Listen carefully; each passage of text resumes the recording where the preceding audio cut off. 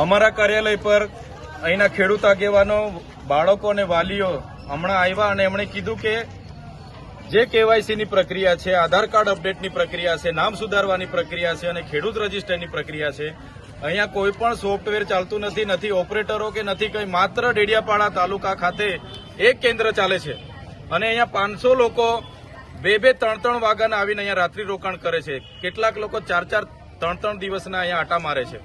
ત્યારે અમે સરકારને કહેવા માંગીએ છીએ, આગળ એમણે આધાર કાર્ડ અપડેટની પ્રક્રિયા ચાલુ કરી, થોડા 1 મહિના પહેલા રેશન કાર્ડ કેવાયસીની પ્રક્રિયા ચાલુ કરી, હમણાં ખેડૂત રજીસ્ટરની પ્રક્રિયા ચાલુ કરી છે. તો જે પણ સરકાર કરવા માંગે છે એના માટે પહેલા પૂરતા સાધનોની વ્યવસ્થા કરે, પૂરતા સ્ટાફની વ્યવસ્થા કરે અને પછી જાહેરાત કરે તો અમારા લોકો સમયે આવીને કરાવી જાય.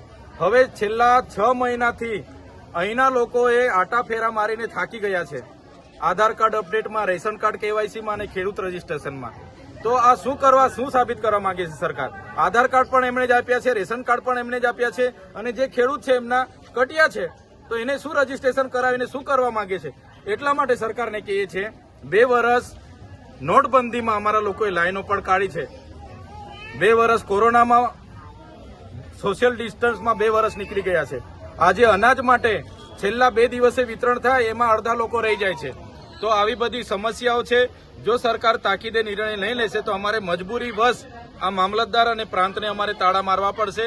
એટલે જેમ બને તેમ વધારે કેન્દ્રો અહીંયા સગવડ કરે, પ્રાંત અધિકારી અને મામલતદાર શ્રી, કલેક્ટર શ્રી, અને લોકોના આધાર કાર્ડ અપડેટ, નામ સુધારવાના હોય, કેવાયસી કરવાના હોય કે રેશન કાર્ડ કેવાયસી કરવાના હોય કે ખેડૂત રજીસ્ટ્રેશન કરવાના હોય એ અહીંયા તાત્કાલિક ધોરણે કરે એવી માંગ કરીએ છીએ. 2 દિવસ પછી ફરી અમે મુલાકાત લઈશું ગુરુવારના રોજ અને જો લોકોને ન્યાય નહીં મળશે તો અમારે મજબૂરી વશ મોટા તાળા લાવીને અહીંયા અમે મારી દઈશું અને કલેક્ટર કચેરી આ બંધ કરી દઈશું.